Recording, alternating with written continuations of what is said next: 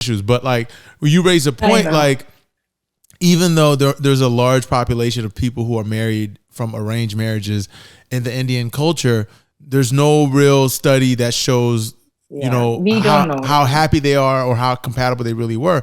So when you arrange people or when you match them, right, and they get married, because I assume you've witnessed a lot of people get married in your profession, right? So do you ever follow up with them weeks, months, or maybe years after they've been married to kind of like gauge how well they work together, given that they probably got married relatively abruptly compared to the Western world?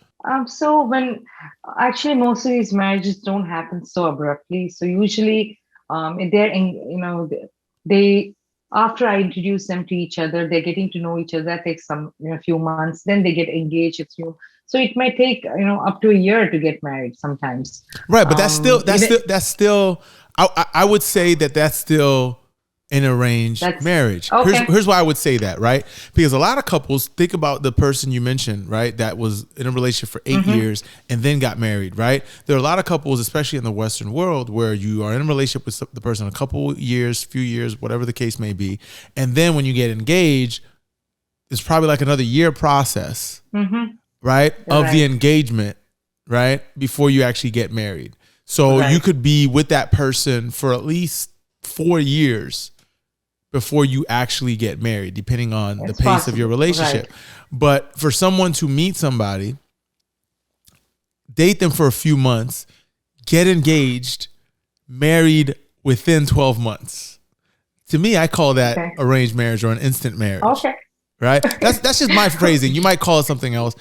Compared to the Western world, that is instantaneous. Sure. So you asked me about follow-up. Yes. So this year we have had 5 couples who we introduced who got married. So they were, dating from last year, some of them, and some of them met this year. So while in our matchmaking process, we really don't have a formal follow-up after they get married, but we, out of our, we just like to maintain the relationship. So just like, we recently, because it's COVID, we had to do virtual calls with them. So we did Zoom calls with them so that we could, talk to them about how things were going. And so far things, look good. And, but I think, I'll take your suggestion on following up with them in a couple of years. I think that would be great, I think it would. What I would hate to happen, right?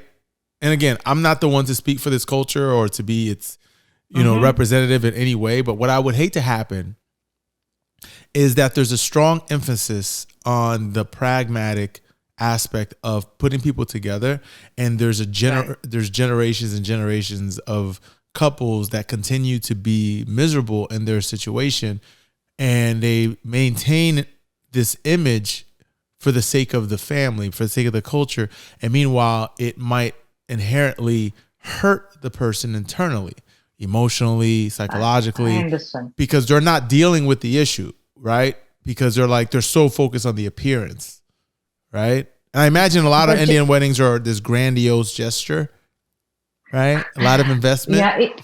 Indian weddings, most of them are, pretty grand, and it's a real celebration. I know weddings here are much smaller, more intimate, but Indian weddings are meant to be big, the whole city, loud, fun, social, an opportunity to meet all your, extended family, friends. And so when you said about in arranged marriages, sometimes people staying together even if they're unhappy, but you may be surprised, how many of the people in arranged marriages fall madly in love with each other once they're married. So I mean, so I had an arranged marriage, and then within a few months of living together, the falling in love is gradual and it's deep, and it's really the bond is really strong. So that can. So I think if you see maybe 5-10 years into a relationship which was an arranged marriage or otherwise, I think it would be quite comparable because you both. I would think so. I'll be honest with you. Like, a part of me wouldn't mind being in an arranged marriage if I knew that there was a stronger possibility of finding compatibility from being in a culture that cultivates that type of Right. synergy, right?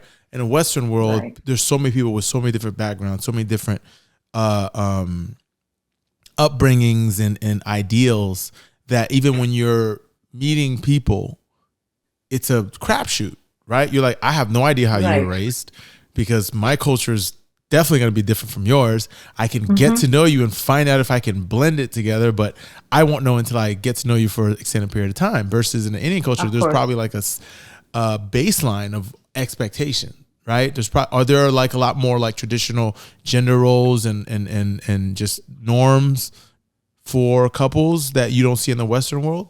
I think, it's a difference of men and women. I mean, I wouldn't say it's there are some gender roles which women are expected or men, are expected to perform irrespective of the culture. So Okay. I think, Well, I think in the Western I, world, it's a little bit more ambiguous for a lot of roles that would have been more traditional in other cultures. But I'm asking you, are there certain gender or cultural norms that don't exist in the Western world that makes it a lot more difficult to find compatibility with some of the clients?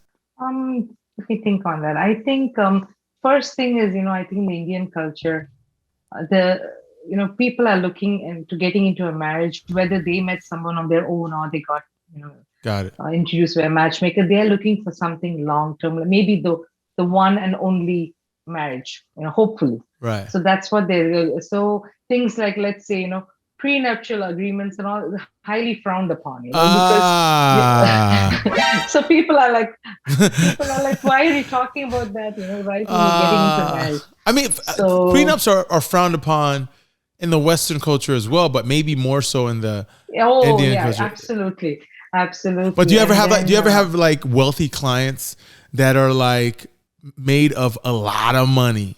We're talking millions, maybe billions of dollars, and they're seeking a partner, but they want to protect the family assets just as much as anything else.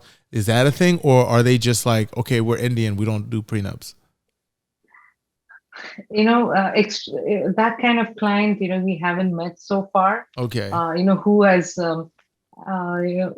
been, extremely wealthy. I mean, many of them may be, but one thing you have to understand our process is, we don't get into the nitty gritty of the actual wedding.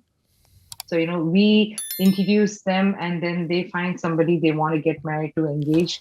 But things like, these legal things and all, they decide amongst themselves. So we don't come in that.